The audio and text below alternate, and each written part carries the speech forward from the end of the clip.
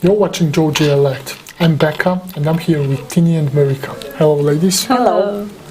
We'll be speaking about Georgian news, the recent events that have been unfolding in Georgia. And we will start with the highlight, which is the 16th anniversary of Georgian-Russian war, which started in 2008, and its effects are still alive today. Even today, the borderization process is ongoing, and still to this day, Russia has not met its obligations which they signed. And let's discuss this event, which was a huge game changer for the international politics, for the politics in Caucasian region. This was first when the world recognized that Russia is actually an aggressor state. They are not diplomatic actors. They do not hesitate to attack their neighbors, and their language of politics is violence, war, aggression. And it's been happening in Georgia since basically 1991, when the war in Abkhazia began. But in the international community, still Russia had the face of a peaceful, large player. But when it started since 2008, then it was the Ukraine.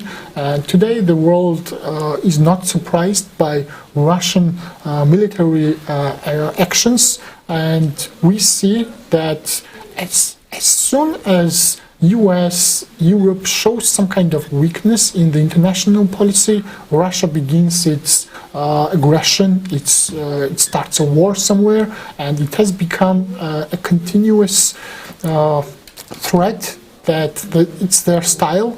They do not negotiate, they do not trade, they do not argue, they just attack. And they want to take the territories they want, and we know what the Putin wants.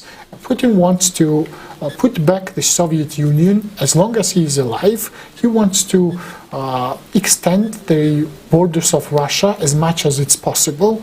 He wants to go into the EU, take at least the northern part of the EU, and he wants the European countries. And he is doing everything in his power. So while he's alive, while he's in power, we know that he will be in power as long as he lives in Russia.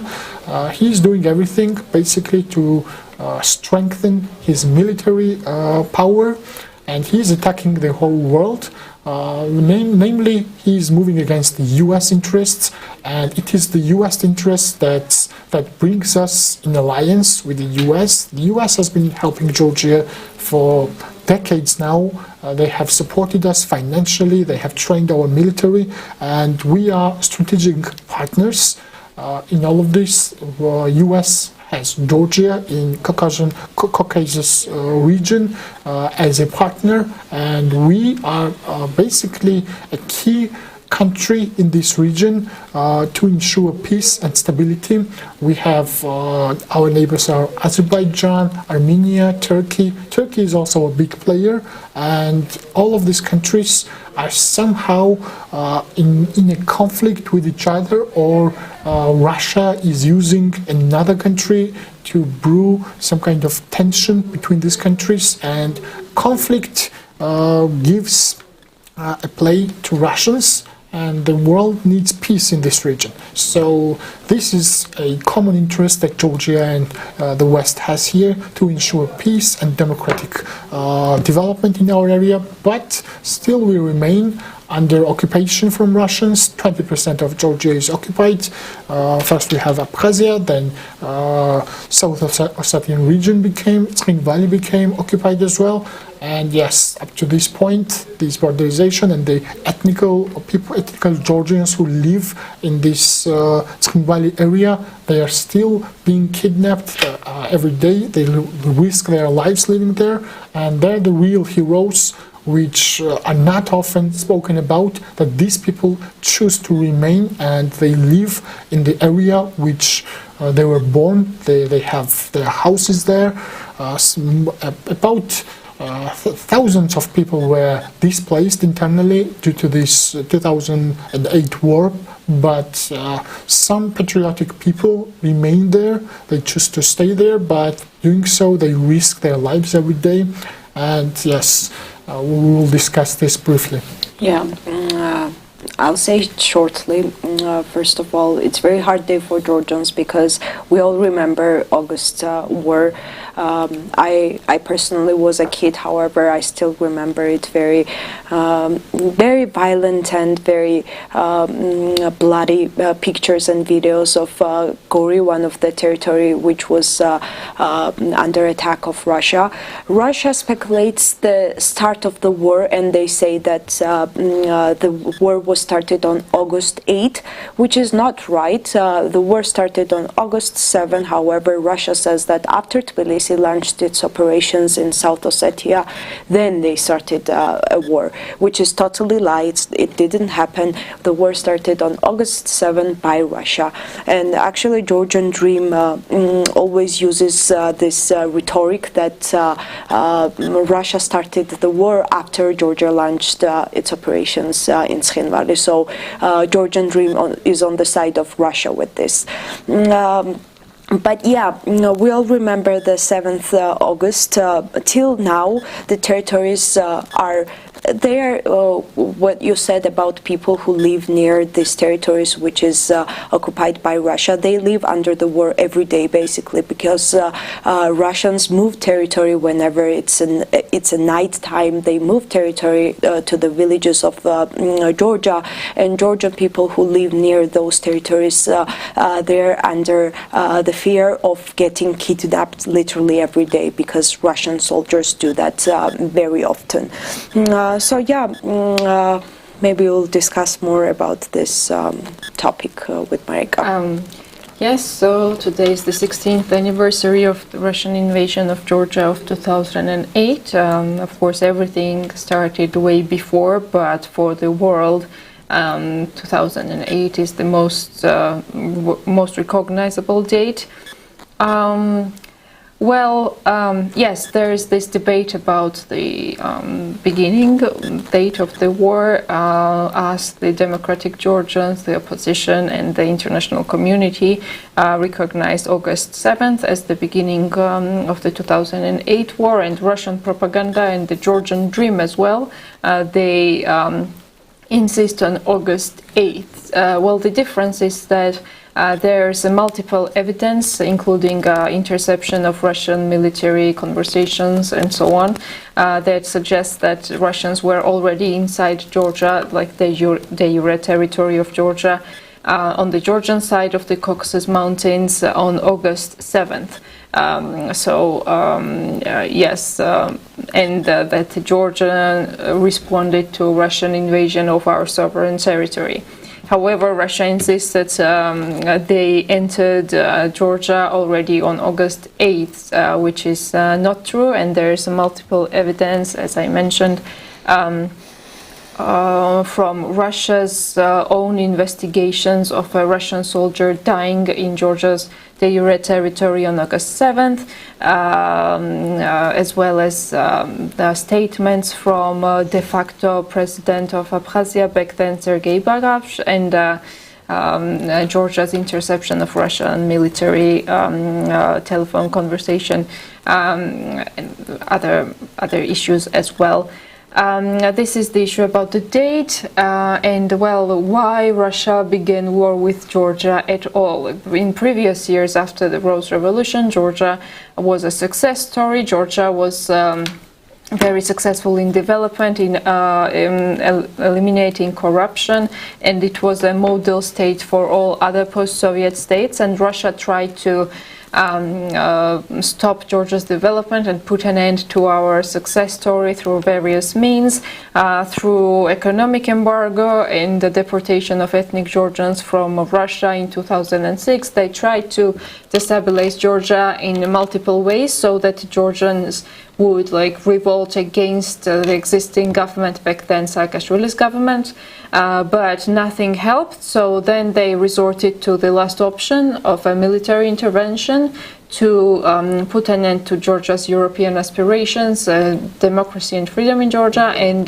they hoped to replace the government in Tbilisi. That was what they also told then Secretary of State Condoleezza Rice over the phone. And she was outraged that Russians were planning to depose a democratically elected government in Georgia. So eventually, Russians still managed to have their own loyal government in Georgia, not through the war, but after a few years through elections. Yes, now the Georgian dream is that Russian government in Georgia that they hope to install through military means. But as we saw this year, they did not manage to crush the Georgian spirit, and we are very much still fighting for our rights and aspirations. And on October 26th, through these elections, we will be able to get rid of this last Russian government in Georgia. And I want to underline that this really is the last Russian government in Georgia, because thanks to our new electoral system, it's impossible for any party to capture entire state power in Georgia. And yes, Russia doesn't have any political, social or cultural foothold anymore in the country. And I would also like to add that today the Georgian Dream finally announced their plan to prosecute the United National Movement government, so Zourabichvili government, for the 2008 war, and everyone of their opponents, because they said collective UNM, which means anyone, from me and Becca and Tini to, I don't know, even foreign viewership of our podcast, baby. So yes, they are insisting that the previous government needs to be prosecuted, and they are trying to say that this does not mean that they are blaming the war on Georgia.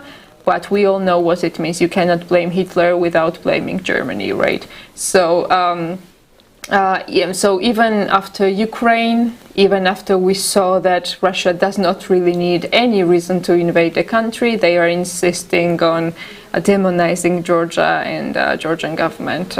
So that's what they will do. And by the way, the Georgian Legion commander in Ukraine, Mamuka Mamulashvili, also said that he expects that after elections in October, Georgian fighters in Ukraine and just in general Georgian war veterans will be in a very bad condition and might even be extradited to Russia in some cases. Yeah.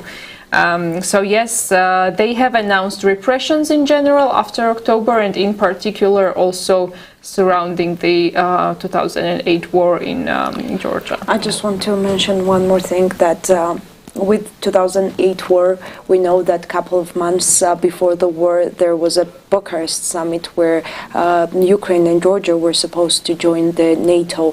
However, our membership was declined and we could not be able to join. And that's when the war started with Russia. And if we look at the history, whenever the US and the West is weak, that's when the Russia starts the war. So I want to talk with our foreign viewers and our Western partners that it's very crucial for post-Soviet countries to get a help from Western countries and USA in order to avoid this kind of wars with Russia, because we all know that Putin wants to rebuild the Soviet Union, and that's what his will is before he dies. So he will try to do everything for it, and our partners should pay a huge attention on our countries, because we need to we need to enter the EU as soon as possible, so that other countries don't struggle with the same thing that Ukraine does at this point. Exactly. Russia just cannot stand the fact that its neighbors choose to develop, its neighbors choose to join EU, NATO.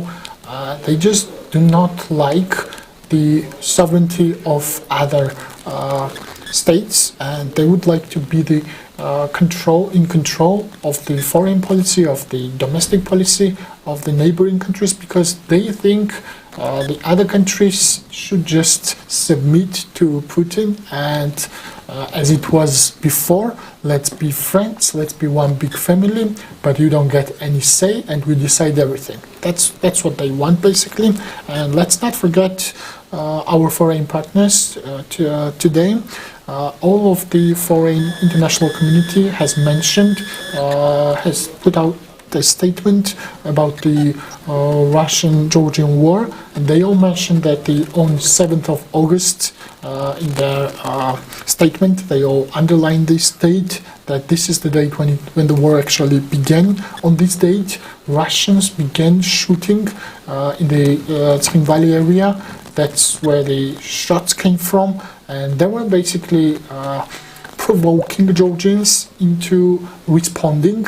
But today this does not even matter because Georgia was in its own territory and Russia invaded our territory. So we all know who the aggressor is, and I would like to thank the EU High Representative for Foreign Affairs and Security Policy, Joseph Borrell, who made a large statement about our situation here and condemning the actions of Russians. And also, in the statement there is a mentioning of a 6-point agreement which was signed on 12th of August in 2008 to recognize the sovereignty, independence and territorial integrity of Georgia within its internationally recognized borders.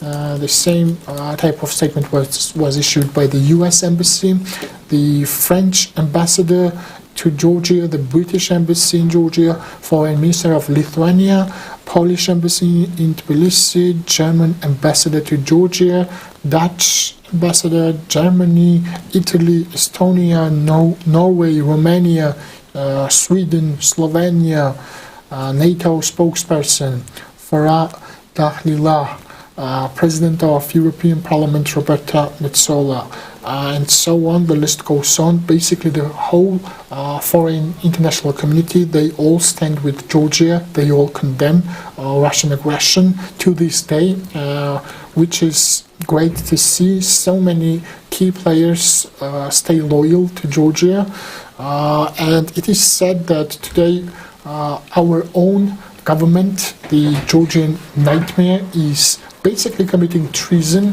when they are speaking about the trial of former UNM leadership for the war.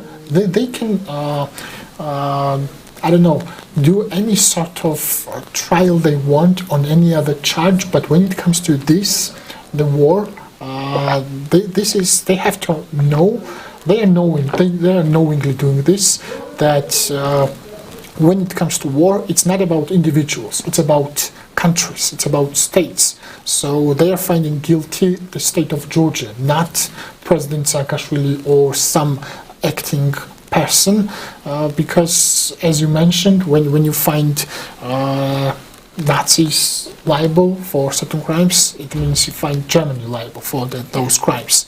And it is the same situation here, and this is basically treason, legally speaking, because they are acting against the interest of the whole country and its people. So, and of course they know this, and they just want to flirt with the Russian government, the oligarchs and the butt buddies in Russia. That's what they want to do. And as long as West is negligent towards this rhetoric, they will continue to sort of speak that, oh, nothing is happening with us and the West, we are still the partners. That's what they're trying to sell to the Georgian audience. But at the same time, they will be trying to advance Russian interests, they will repeat the Russian rhetorics, and they will please the Russians as much as they can.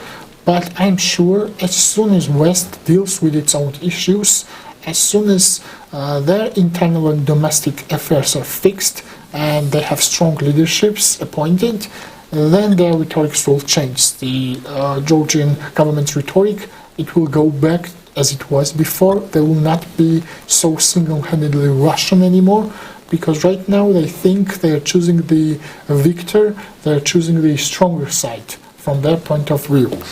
But yes, Georgian people will answer all of these actions.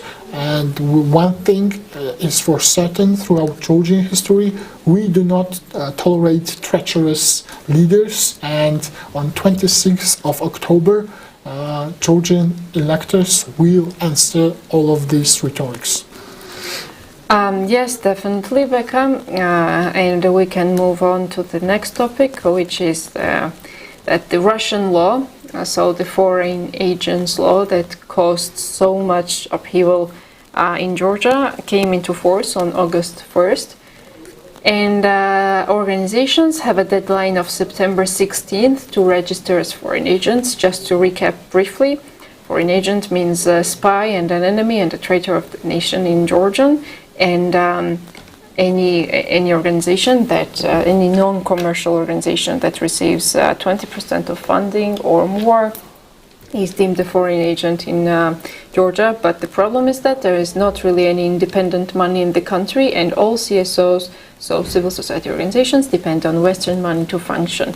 And this law is so vast and so all-encompassing that an animal shelter receiving anonymous donations from abroad that amount to 20% of their funding are deemed foreign agents, so the enemies of the nation. So yeah, the dogs are definitely the enemies of the nation, I suppose, and cats. Anyway, so the problems of the content of the law are one thing, but now there's also the implementation disaster because for example, the organizations are mandated and required to fill the forms of application retroactively. They need to register everything that happened in 2023. If anyone donated to them in 2023, they need to track that person. They need to take their personal number and record and fill out some exhausting forms and pages of worksheets. And it is just basically done to exhaust resources of all NGOs, and also some small to medium NGOs cannot really go into all the details and all the requirements alone. They need to hire a professional accountant and someone more eligible and qualified to do that. And then there's no possibility to amend the document if you made a mistake. The Ministry of Justice is eligible to fine you. I think it's the Ministry of Justice. Yeah.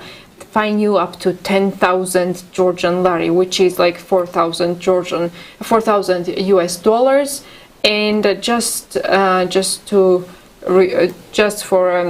reference or a comparison, many people in Georgia do not have 10,000 lari as a yearly salary. Like many people in Georgia have less than 10,000 lari income in a year, and that is the fine that an organization might have imposed if they make the tiniest mistake about the retroactive filling out of forms about 2023. Anyway, it's just a punitive measure, and it's not meant for transparency. It's only meant to exhaust organizations and to fine them simply.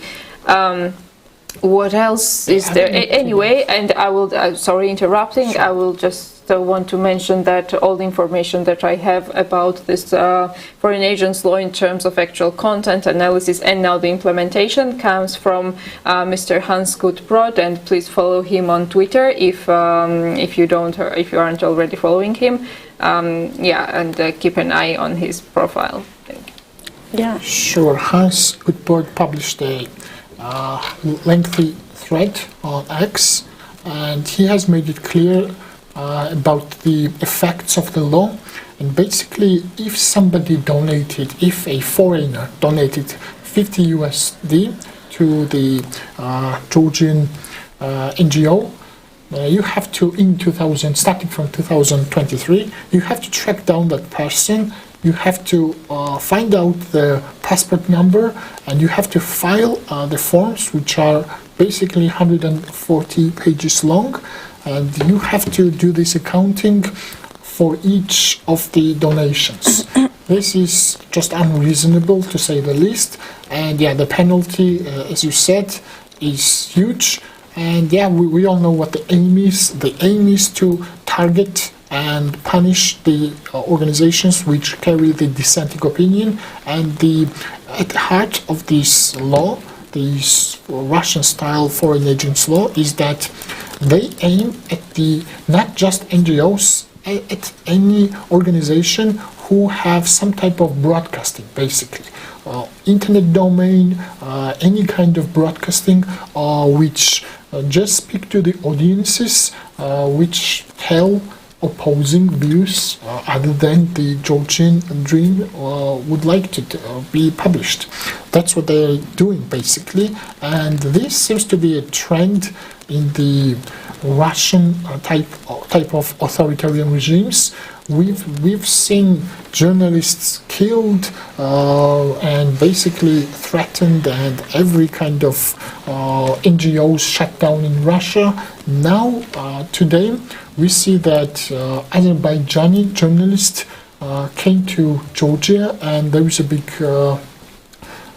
issue about it, that Georgians want to extradite him. The Georgian government wants to extradite him in Azerbaijan, and the international community is asking the Georgian government to cease this action, because according to the rules of extradition, you cannot extradite somebody in their own country if there is a serious risk of the harm of this person in their own country, if there is a risk that there will be a non-fair trial.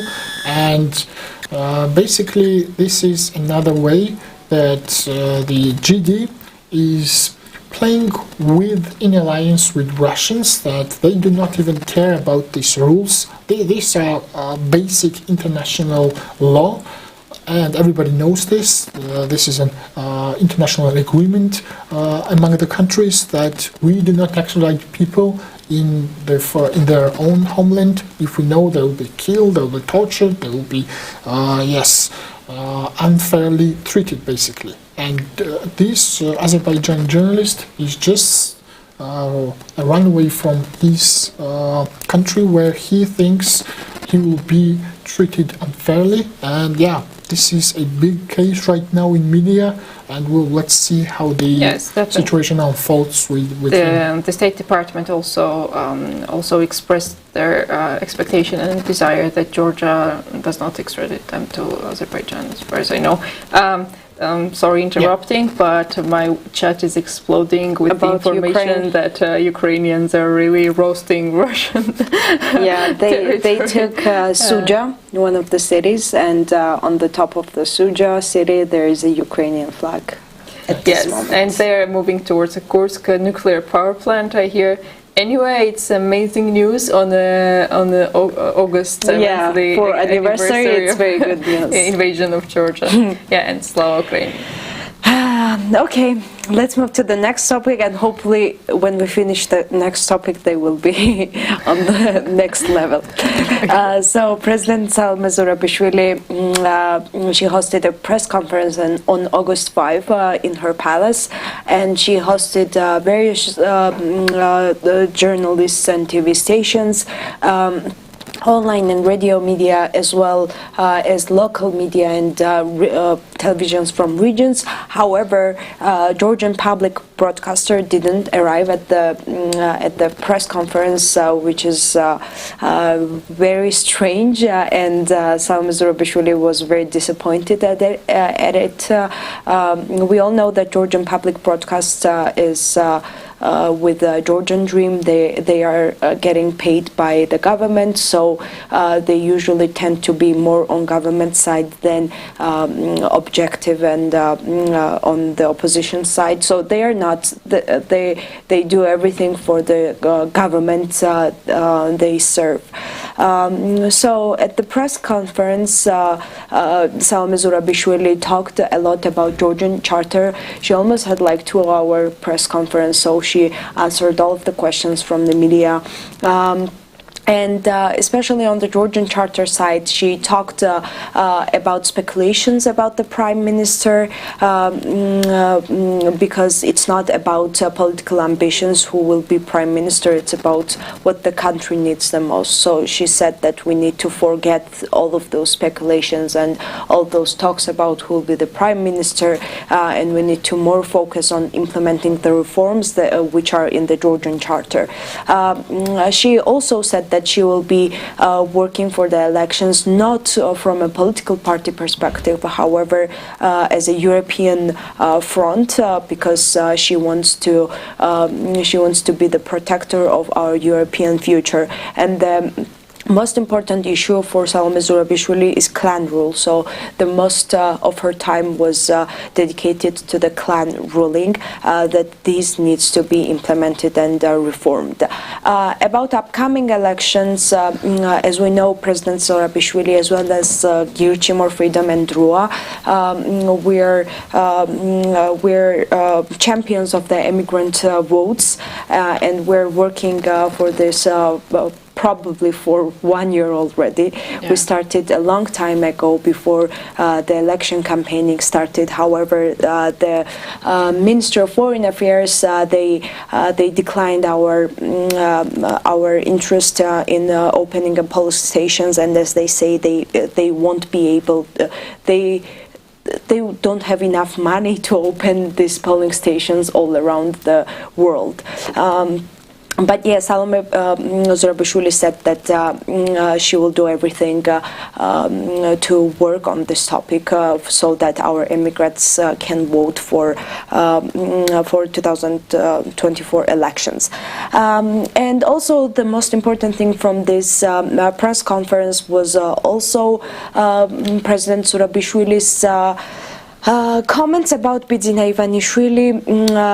He mentioned his anti-Western and anti-American rhetoric, and what was the most important is that President Zourabichvili challenged Ivanishvili to debate, citing Ivanishvili's influence on state institutions and leadership, and she stressed that for the society to know, he is obliged to explain some positions, even though we think that Bidzina Ivanishvili won't accept this invite.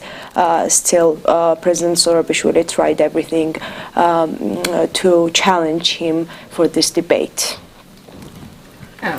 That would be one hell of a debate to watch, actually. I'm sure that she would roast him really greatly.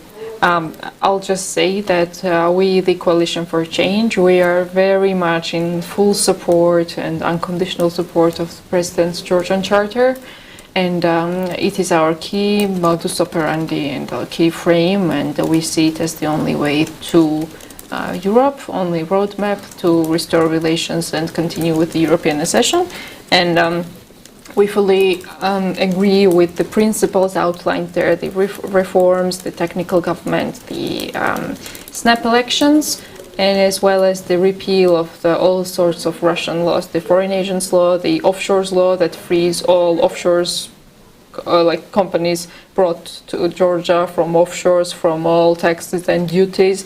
And by the way, so we, the people, need to pay 18% tax on anything we order from Amazon if it's worth USD 100 or above, but the dubious offshores companies brought into Georgia by oligarchs, and many Russian oligarchs probably won't have anything to pay.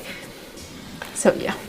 Debate would be great between the president and the leader of GD, but Georgia is not used to seeing such debates as the Western world is accustomed to the democratic process. The whole idea of these protests is to bring back the country within some type of constitutional frame and some type of civilized society.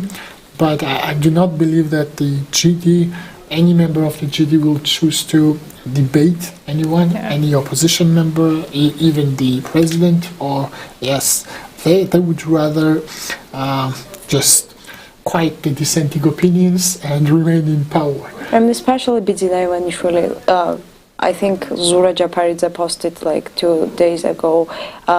He will never be able to go to the debate because he doesn't know how to talk. And it's exactly like that. Whenever we see Girchi, we see the scripted words. He looks somewhere and he reads from somewhere. So he never talks like that unless he's spoken to journalists. So he will never be able to do this debate ever. I don't think they have ever debated politically or in the arena. They would just use their own media just to spread their monologue, and they don't even speak to the opponents. They would rather call just labels and names. Even in the parliament. Parliament is supposed to be a floor for the debates, but we have never seen a debate happen there since this leadership, and it's just not their style to debate and argue about ideas, about views. It would be great just to see what they want, what is their vision even for the Georgia, for the future. But yes, they just want the power, we know that much. But when we have to understand one thing. When the world is focused on one thing, this is the time when the Georgian government acts. When it was about like sports, Olympic Games, such events where the people's attention is focused. Right now we had European Championship in football, then the Olympic Games is ongoing now. During this time, the GD is not cheering the Georgians, it's not being patriotic. On the contrary, they have quietly amended the Georgian Criminal Code, the Article 187, which means that, which is connected with the liability for the damages of property. And in this case, they have changed the law in a way that there is no alternative to the prison. If people are acting in groups, basically 2 or more people damage their property, they will have to serve in prison for from 3 years to 6 years, up to 6 years. And basically they did this to punish the people who have been participating in the protests of this Russian law and who have damaged the public property. One of such cases was the damages done to the gate of the parliament, and basically when they calculated these damages, it amounted to $150 USD. And now the people who are detained for this crime, one of them is a teenager, 19, another one is a 23-year-old. They are facing prison from 3 to 6 years. And basically, the Georgian government is using this as a tool to punish its opponents. And yes, there are plenty of cases amounting this month, starting from July, all of July, and continuing into the August. There are cases piled up in the court, which is basically all of these cases are connected to these events which happened during the protests. Also, one of the famous case right now is Vitali Guguchia. He was charged as well. We know Vitali Guguchia. He was, I think Tini will speak in length about his case. But yes, right now, Georgian Dream is just targeting people who are known, who became famous, and whose cases were talked in the public, and who were opposed to this bill, this Russian-style foreign agents law. And yeah, basically they do not rest, they do not cheer. When the attention is somewhere else, this is when they act, and all of this would have been fixed if we had an independent court, basically. Georgia desperately needs a real legal system, a real court. If we only had a court which was independent, none of this would have been an issue. Even if the parliament passed whatever law, we would have some kind of check on these laws. Because we don't have any independence in the court, because the court is basically a puppet of the parliament, we know that this alleged clan leadership in the court has been ongoing for a decade now. There is no justice in the courts. Thus, any type of case which falls in the court, we know the result from the get-go. We know that these people will be arrested, we know they will be fined, and yes, this is a big issue. And when the new government or coalition comes to power in Georgia, this should be the first priority, to liberate the justice system, to create some type of independent court, which would be even beneficial to the former political leaders, because we have seen the same court just is used as a tool to punish the previous government members. So everybody needs the independent court. And yes, these people who have known, who have served in the system, who have been part of it, they need to be fired. They cannot be trusted with this power again. And it's we will see what kind of judges they elect. By the way, these Supreme Court justices are also appointed without any limited term, basically for their life. And all of these people are either former prosecutors or some type of state person. And of course, they are trustworthy people to serve the loyal party, basically. So these people need to be fired immediately as soon as the new government is in power. And yes, we need a new court for sure. Otherwise, there are so many legal codes and laws that need to be amended that it would take years to fix all of this legislation.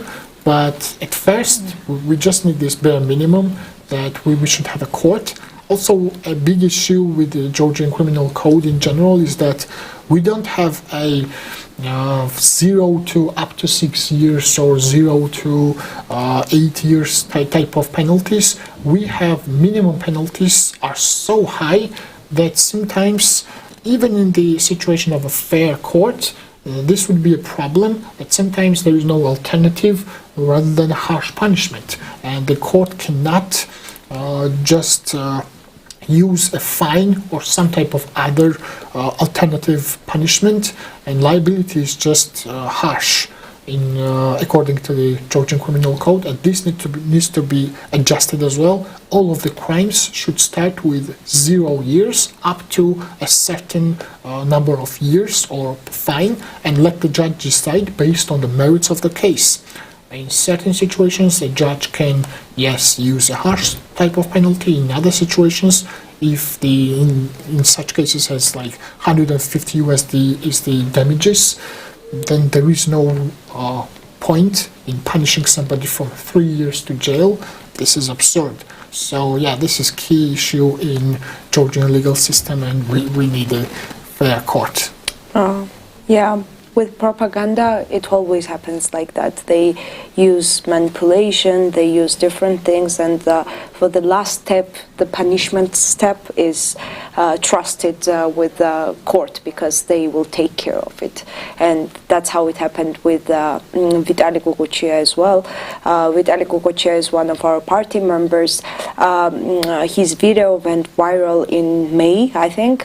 It was when MP Viktor Japaridze was, after adopting the Russian law, was leaving the parliament, going to his home, when he was seen by a stranger on the street, and the stranger started comforting him, and that's when Viktor Japaridze, the MP, got scared, and he was violent. He took the orange from the street and threw it to the stranger. And the owner of this market where he stole the orange from was Vitali Guguchia, which happens to be our party member. And when MP went to his market to say sorry, he started comforting him as well. Georgian Dream could not... Sorry, there was a really good remark by Vitali. Oh, the orange is okay, you stole the future of my 4 children. Exactly, and he has four children. And that's when the Georgian Dream started propaganda manipulation against Vitali Guguchia, because his videos went very viral. Almost 1 million people saw it, how he comforted the MP for the Russian law. And they started making this post-TV. Journalists started making posters about him, that he was, they accused him of a secret operations under the United National Movement government. And the day after, they went to his home in Zugdidi, where Vitali was attending the funeral, and that's when post-TV journalist and her assistant cameraman, they started talking to Guguchia's family, where his family, his 4 kids were attending, and they were verbally, they were very rude to Vitali, and that's when Vitali kind of pushed him so that they could leave from his home. They were not leaving, and this journalist took this case to court. And according to the decision of Tbilisi City Court, Judge Ekaterina Bebia, Vitali Guguchia was ordered to pay 5,000 jail bail on August 6th. So the process still continues. He got out of the prison for the bail. Actually, Georgian people helped him in less than 1 hour. 5,000 laris were already fundraised, so they could pay for him. And right now we are waiting for the next processes, which is going to happen. Vitali Guguchia was trying to leave the country with his family, but he won't be able to leave the country because of the bail that he got. However, after the elections, he will be able to leave the country. And So yeah. By the way, his fine, his bail was collected by people in 15 minutes, in less than an hour, and it's amazing because this didn't happen in a peak protest period, but in August, which is like seemingly chill, and everyone is chilling, relaxing, vacationing. So sometimes when people ask me like, so what are you Georgians doing now after the protests? That's what we are doing. We are preparing very much for the elections. The fact that we are not out in the streets does not by any means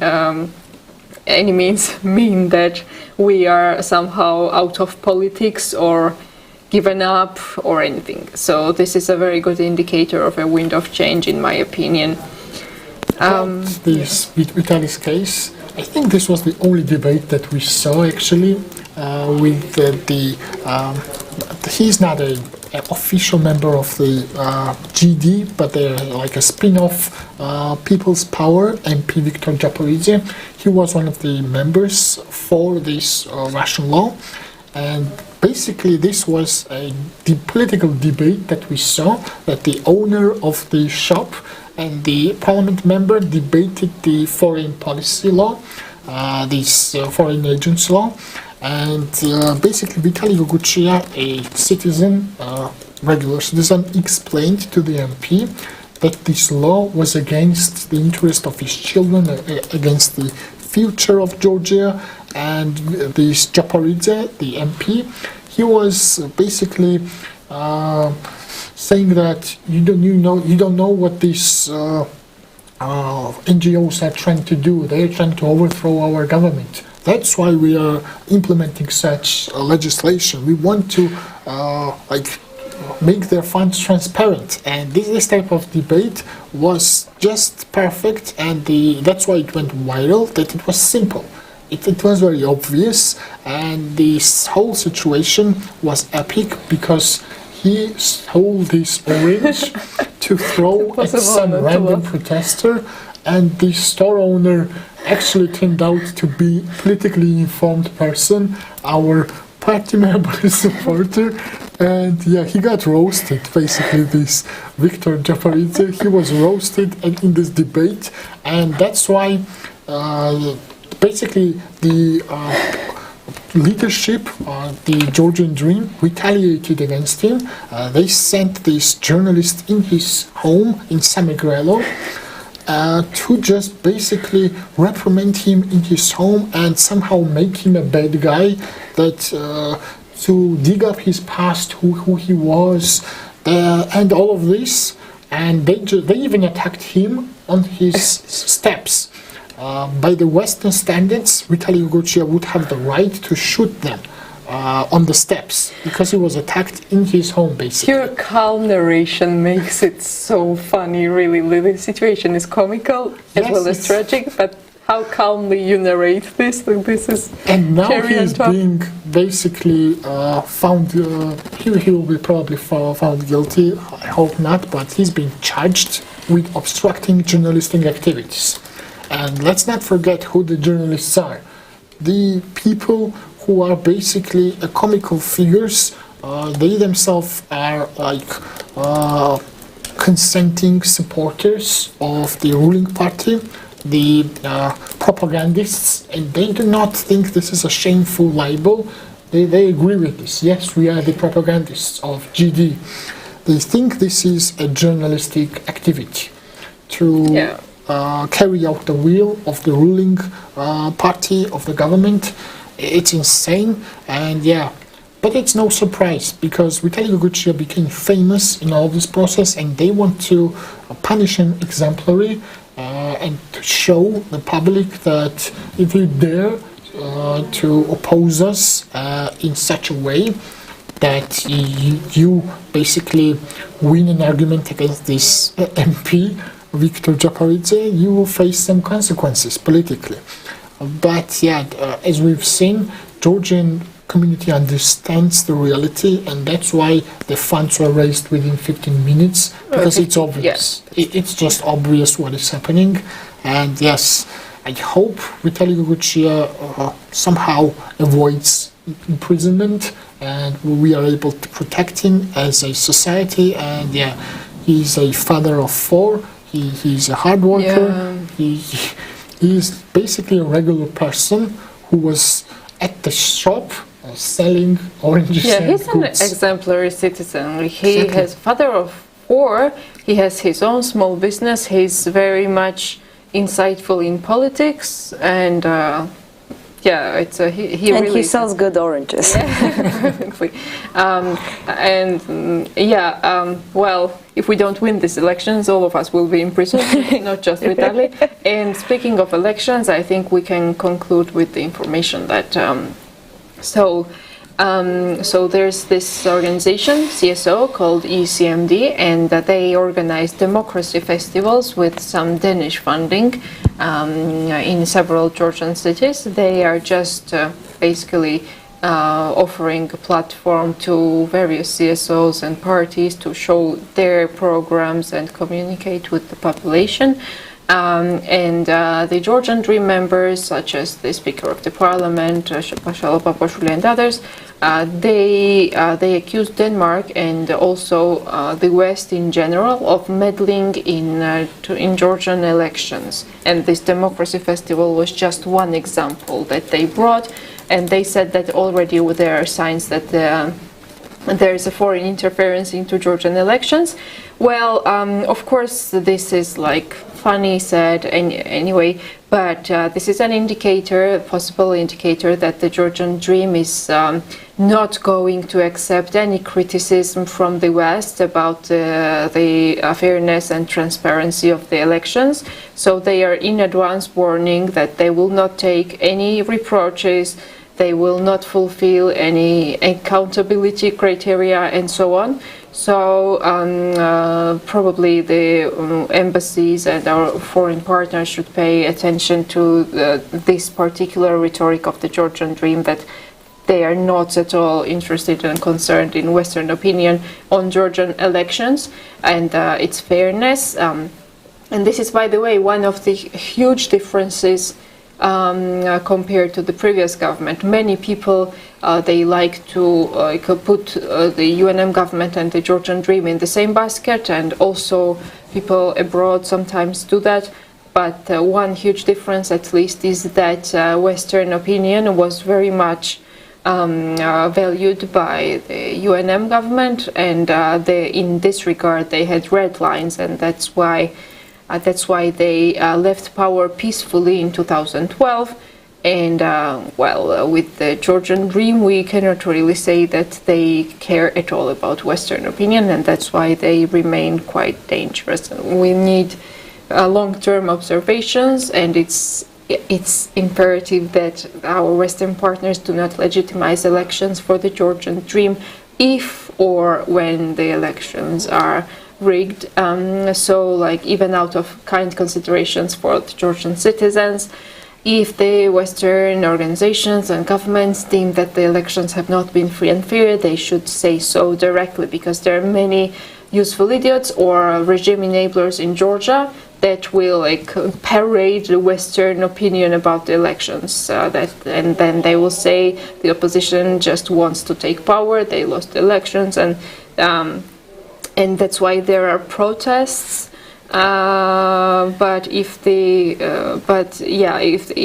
West is very firm on the election conduct, then they will not have anything to capitalize on.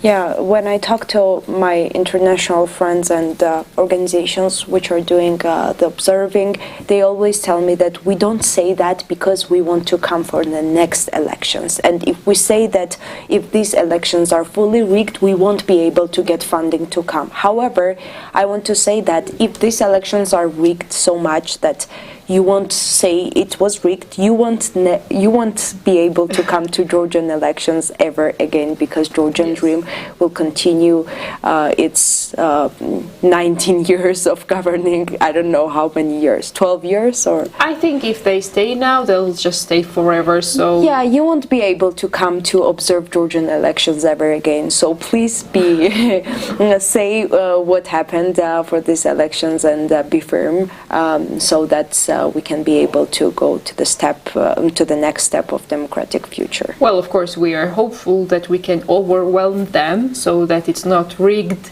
to the point that it affects the overall result and who comes in government next. But in case, just in case, we really ask you sincerely to keep that noted. Yeah. It's very important. Also, the best thing would be just help us in the electoral polls in the foreign lands. Like, we want to protect the votes from our international citizens who live abroad, who work abroad, who are Georgians and who support change in Georgia, who want to at some point come back in a democratic state and live here, and their vote is crucial at this point. So I don't know when it will be a chance like this to actually to let the democracy speak for itself and to let the people actually choose their fate, as we have right now. We have majority of the youth. We have basically the whole informed society for the change. Everybody is for the change, because it does not even matter what kind of government this is at the moment. They have been in power for 12 years. It's just boring at this point. They have no initiative, they have no vision for the future. They are destroying the foreign policy with our international friends, and it's not even worth discussing what they are doing. They need to be changed. And I don't know when we will have a chance, an opportunity like this in the future, because the time is now, basically. On October 26th, we will need all the support from the international community to protect the fairness and to protect the voters' interests. And I hope at least Georgian opposition will gather enough votes that the GD will not have a decisive victory at least, and they will be in a minority in total, even if they are deemed the winners or whatever. You mean the first largest, like the Polish scenario? Yeah. First largest, but overall a minority. Sure. Yeah. So the deciding factor will be in the hands of the people at the end, and yes, there will be at least some sort of debate happening in the parliament. At least we will either have a couple ministers who are not appointed by the GD, or some type of coalition government. That would be even acceptable. But yes, this single-handed leadership of this party, it just needs to stop. That's just without a question. Well, their only topic that they capitalize on is threat, like threatening us or making us be at war. And now we see that Russia is literally being invaded. And there's nothing happening, no nuclear war, no World War III, no anything. Russia can't even defend its own borders, let alone.